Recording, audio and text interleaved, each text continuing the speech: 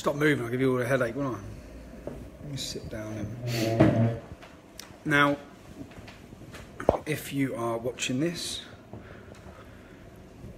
please share it. It's about Chris. You may have seen a video. I'll turn around because some people sound like they're just about to come in here. They might not want to be on camera. So, this is about Chris. You've just seen a video we've just put out. Now, Chris was in the Navy for 34 years. I just want to give you some details of what's gone on there. Because it's unbelievable. When I've gone and met them and heard this story, Chris has served for 34 years and 18 months before the end, well, 18 months ago, he had a stroke.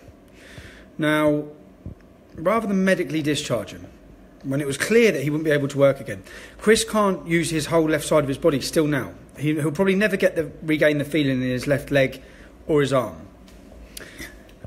He can't speak. He can say 2 or 3 words. He cannot speak.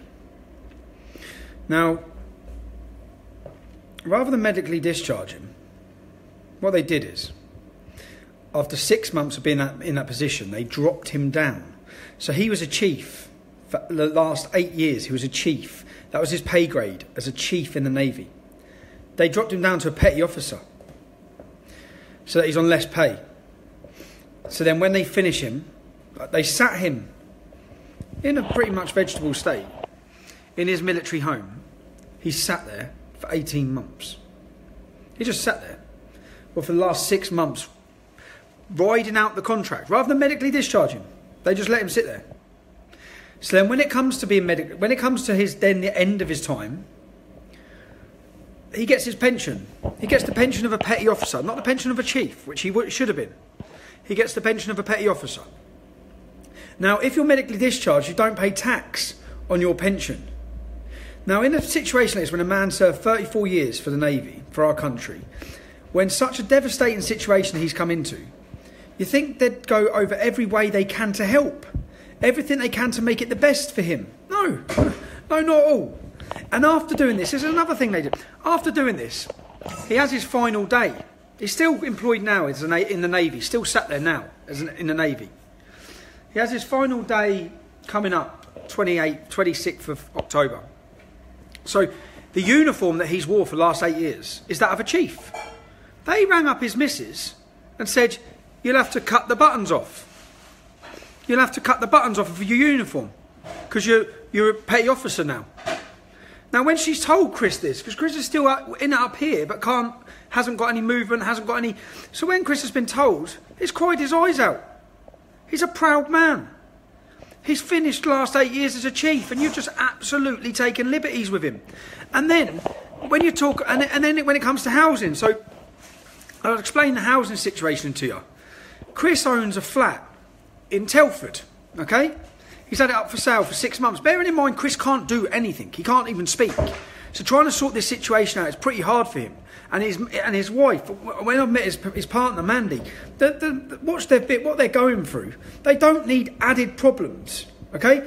So they've got this flat for sale. Now, if they didn't own this flat, then they'd be able to go to the local council and say, we need housing. Okay, Chris is going to be disabled now for the rest of his life. Chris is in this situation for the rest of his life.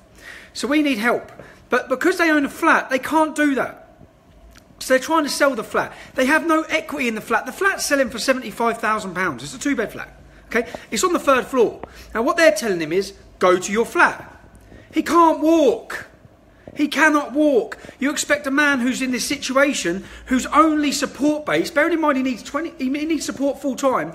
He keeps saying he wants to kill himself. His only support is in Portsmouth, where he lives, where his family are, where his partner is, where their kids are.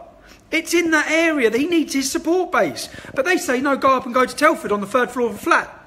And he can't do that, and he shouldn't have to do that.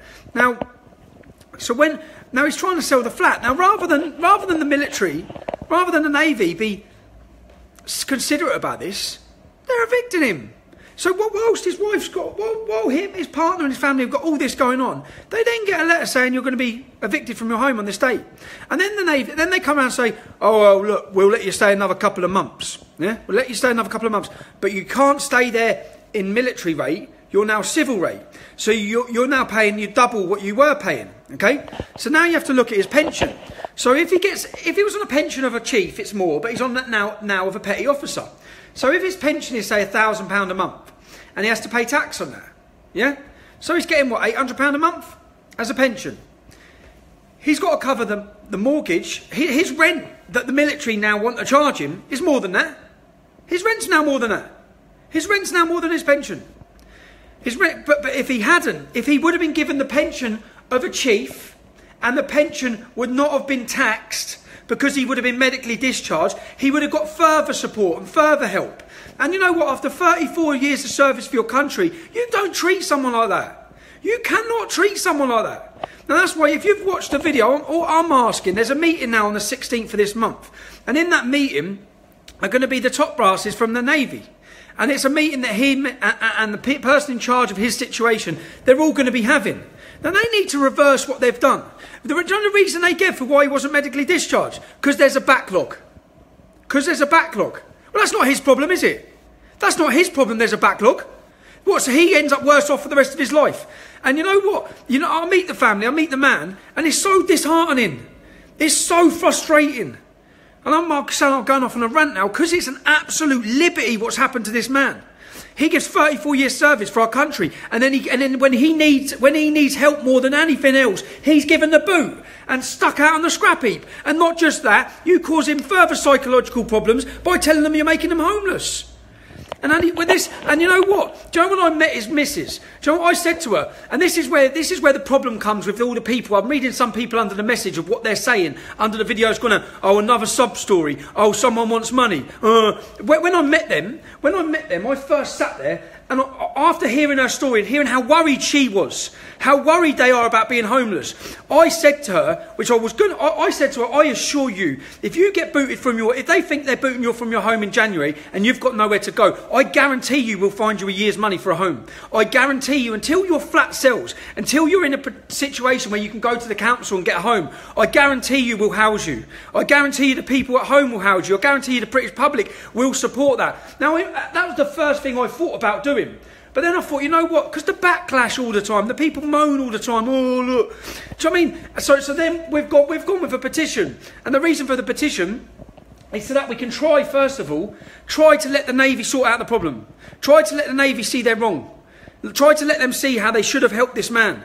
And try to see that they medically discharge him and give him everything that he's earned. He's earned that. He's earned that.